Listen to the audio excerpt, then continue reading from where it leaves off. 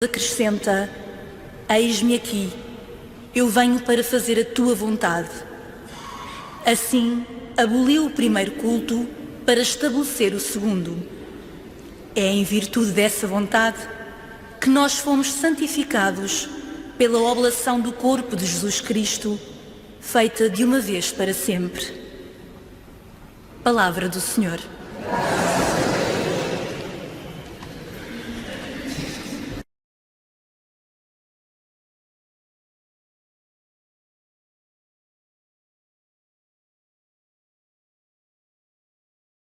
Esta leitura é constituída por dois blocos.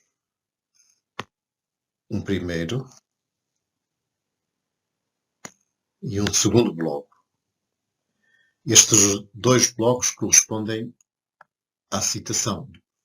A primeira parte, que é o início do capítulo 1, e uma segunda parte, que é o início do 2.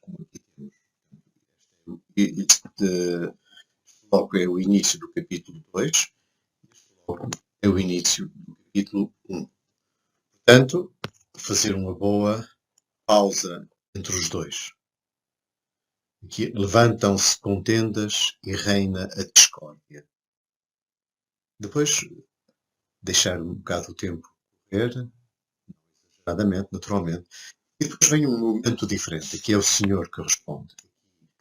É o profeta que fala e é o Senhor que fala. De notar que a primeira parte da leitura da profecia de Abacuque, corresponde ao início do livro, da prática, oráculo do profeta Abacuque. Depois de ler estas interrogações, estas três interrogações, sob a forma de um lamento de alguém arrastado por uma situação de injustiça. Até quando, Senhor, chamarei por vós e não me ouvires? Até quando clamarei contra a violência e não me enviais a salvação? Porque me deixais ver a iniquidade e contemplar a injustiça? Portanto, ver bem estas interrogações desta forma de lamento, é numa gradação crescente. Até quando? Porque me deixais? Portanto, aqui com intensidade 1, digamos assim, intensidade 2, intensidade 3, mais intensa. E depois, como que uma constatação, sob a forma de um paralelismo, elemento 1 e elemento 2, elemento 1 e elemento 2, depois temos A, B, A, B. Diante de mim está a opressão e a violência. Levantam-se contendas e reinados no interior destes dois elementos. Portanto, introduzido de forma solene o que o Senhor diz.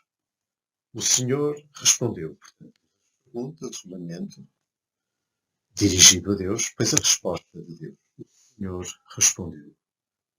Portanto, dar solenemente, ou dar solenidade a isto que Deus diz. A própria frase assim o indica. Põe por escrito esta visão. Grava em tábuas com toda a clareza. De modo que a possam ler facilmente.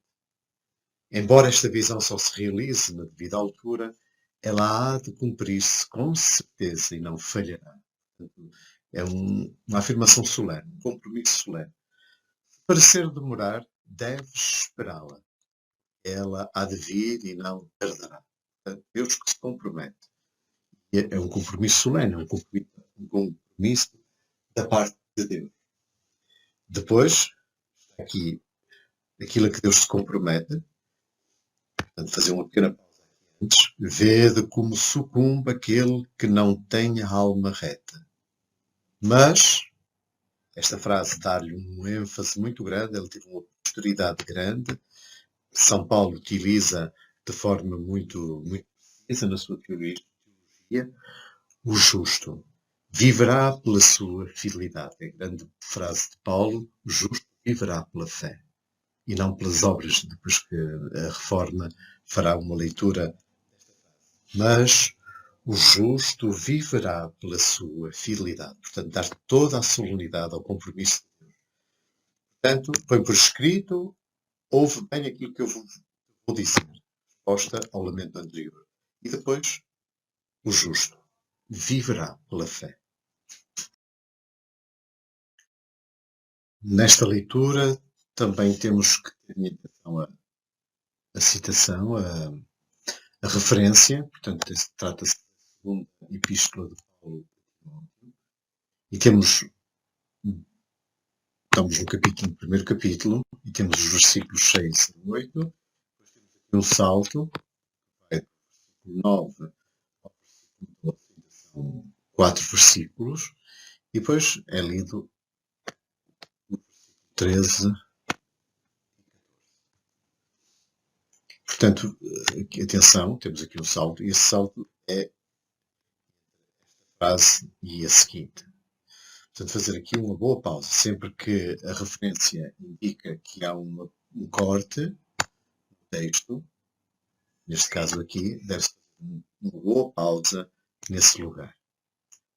Depois, esta leitura deve chamar a atenção, nós devemos ter em atenção as coisas que se referem ao eu, ao tu e ao nós.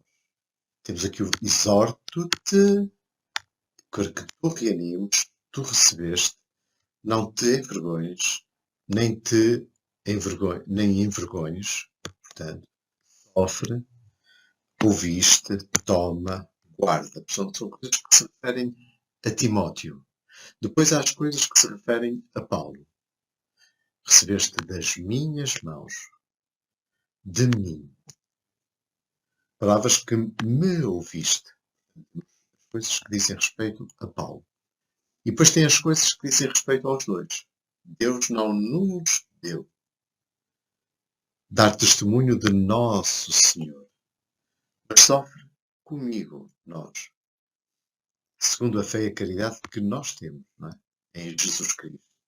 Guarda a boa doutrina que nos foi confiada com o auxílio do Espírito Santo que habita em nós.